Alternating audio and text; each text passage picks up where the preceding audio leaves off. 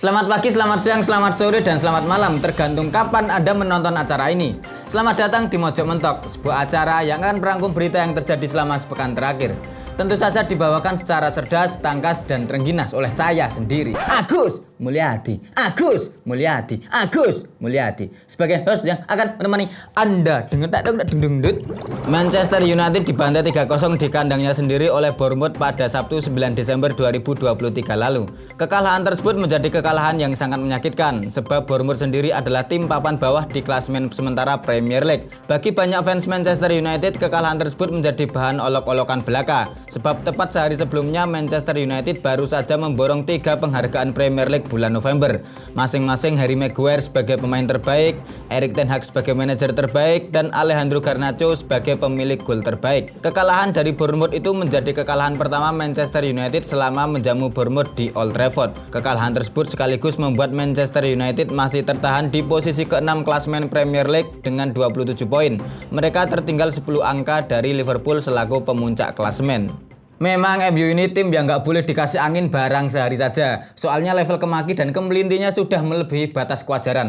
Makanya kalau ada yang bagus-bagus dari MU biasanya tidak bertahan lama. Baru tanggal 8 kemarin MU dapat 3 penghargaan bulanan sekaligus dari Premier League sebagai pemain terbaik, manajer terbaik, dan gol terbaik.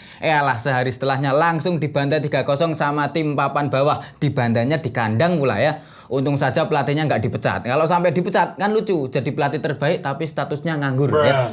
Tapi memang kekalahan MU ini penting, setidaknya sebagai persiapan agar para fansnya tidak terlalu meleleng. Sebab tanggal 13 nanti bakal ketemu sama Bayern Munchen dan tanggal 17 ketemu sama Liverpool.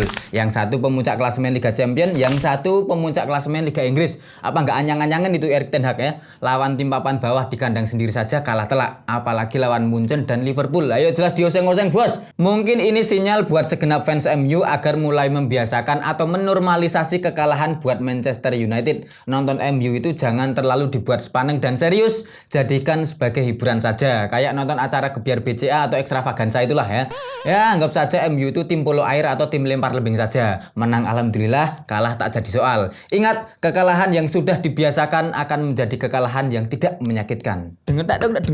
Seorang caleg DPRD Madiun dari Partai Demokrat bernama Adnan Dwi Kresyawan diamankan oleh pihak kepolisian karena ulahnya membobol toko dan rumah kosong. Warga Kelurahan Bangunsari, Mejayan itu berdasarkan keterangan polisi sudah melakukan pembobolan 8 toko. Ia melakukan aksi kriminalnya itu bersama beberapa kawannya. Kasat Reskrim Polres Madiun AKP Maghribi Agung Saputra mengatakan jejak keberadaan pelaku bisa terlacak karena polisi mengantongi beberapa rekaman video CCTV di berbagai titik. AKP Maghribi juga mengatakan bahwa motif pelaku melakukan aksi kejahatannya itu karena terhimpit masalah ekonomi sejak maju dalam kontestasi pemilihan legislatif 2024. Ini pelajaran pertama buat para caleg di Indonesia. Menjadi caleg di Indonesia ini ongkosnya mahal. Yang sudah terkenal dan punya nama besar saja masih harus keluar modal banyak, apalagi yang nggak punya popularitas. Pasang baliho itu mahal, cetak kaos sablon wajah itu mahal, bikin stiker ribuan lembar itu mahal, semuanya mahal. Itu belum termasuk amplop serangan fajar yang tingkat keberhasilannya cuma 30%-an itu.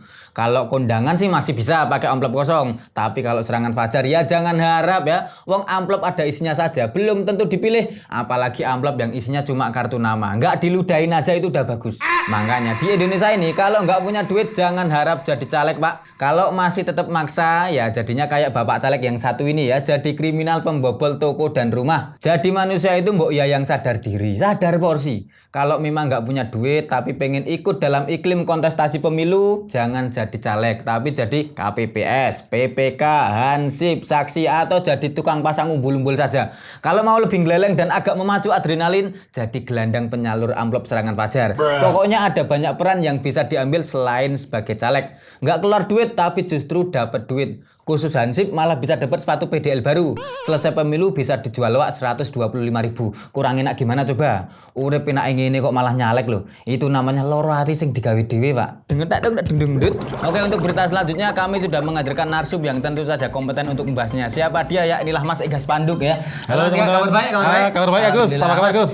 Berita lanjutnya nih keren nih. Apa tuh? Unik, caleg di Jepara kampanye pakai kostum superhero Ultraman ini ya, namanya Jamaluddin Malik dari Partai Golkar tapi gambarnya Ultraman. Gimana menurut tanggapan panjenengan ini Mas? Kampanye tapi pakai gambar Ultraman. Oh, ini Mas? benar-benar kampanye dengan spanduk yang pendekatannya tuh jeli banget, Gus. Jeli gimana? Jeli, jadi ini pendekatan ke arah Gen Z ya. Kalau anak muda Anak muda, oh iya, cakep. Walau mungkin cah Gen Z saiki sok nonton Ultraman, Mak. Ya justru itu. Jadi dia mencoba-coba itu namanya. Ya kan? Tapi siapa tahu kalau ini berhasil, ini bisa menjadi tren baru gitu ya. Jadi jadi kalau dulu kan nomor urut menentukan prestasi. Benar. Besok itu superhero menentukan prestasi gitu. Persis. Jadi jangan kaget kalau besok itu PSI, P3 itu caleg-calegnya itu rebutan. Wah, aku Ranger putih, aku Ranger abang koyo zaman kita dulu gitu. Persis. Sing paling gendo biasanya Ranger abang Tommy. Merah, ya kan? Tommy. Yang lain Mano gitu. Besok siapa tahu seperti itu. Yang kasihan tuh yang caleg bawah, Pak. Betul. Superhero-nya itu kadang oleh Saras karo Panji Millennium karo Super Dede, Pak. Ya kan yang lokal-lokal. Kalau yang keren-keren dapatnya ya Iron Man. Benar. Gitu. Tapi ini Golkar nih, Pak. Cocok banget ya Golkar dan Ultraman gitu. Ini bisa jadi bukti juga bahwa memang caleg-caleg sekarang tuh mulai peduli dengan program kartun anak-anak harusnya. Betul. Jadi besok semoga bisa menjadi program yang bagus ya. Kartun anak-anak bisa hidup lagi.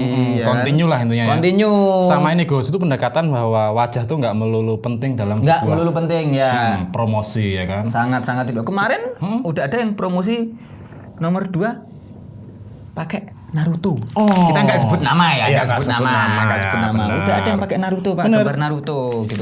Kemarin ada juga capres juga sosokan nonton One Piece. Kita nggak nyebut nama lagi. Kalau sekarang kan memang ada namanya Jamaluddin Malik. Jadi ya semoga ini iklim anak-anak ini bisa hadir lagi karena memang pemilu atau politik itu sebaiknya memang seperti anak-anak yang tulus gitu, bahagia, riang, gembira. Asal gitu. nggak kekanak-kanakan ya. Asal tidak kekanak-kanakan. Itu partai apa tuh? Partai apa? Partai Golkar, Pak. Iya. Golkar. Jangan-jangan Golkar itu golongan kartun. Cocok Golkar golongan kartun. 2024 caleg promosi nggak naik mobil, Pak. Naik Tamiya semua. Cocok. LSN Go. Sama Dasion Kuro. Wah, cocok. Jadi yang lain tuh mikir spanduk, yang lain caleg ini sekarang mikir, "Oh, roller Tamiya saya harganya piro?" Wah, yang dibahas itu. Diskusi yang sangat penting. Diskusi yang sangat penting ya kan, Pak. Semoga ini bisa menghidupkan lagi iklim politik yang ya itu tadi, iklim politik yang anak-anak yang riang dan gembira. Dimulai dari Ultraman. Walaupun itu Ultraman rada kegendutan janjane, Pak. Ya kurang diet, Pak. Tapi semoga ini menjadi iklim yang bagus gitu ya. Oke, itulah barusan obrolan saya bersama Mas Ega Spanduk terkait dengan ya ini caleg yang pakai kostum superhero Ultraman. Obrolan saya barusan dengan Bung Ega Spanduk ini menjadi pengakhir episode Mojok Mentok kali ini. Sampai jumpa di episode Mojok Mentok berikutnya, tentu saja dengan narasumber yang jauh lebih kompeten dan jauh lebih terpercaya. Sampai jumpa. Ini awak menyalek kowe rek dadi nganggo kostum apa, Pak? Dragon Ball. Udah kan rambutnya gini-gini berarti.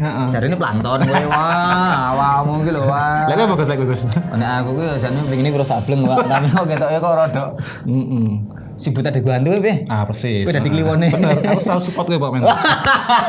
Sap. Oke. Yes, golek duit ngono iki lho, Pak. Kowe ora golek duit ding nek kowe. Yes. Ya tetep golek duit ya.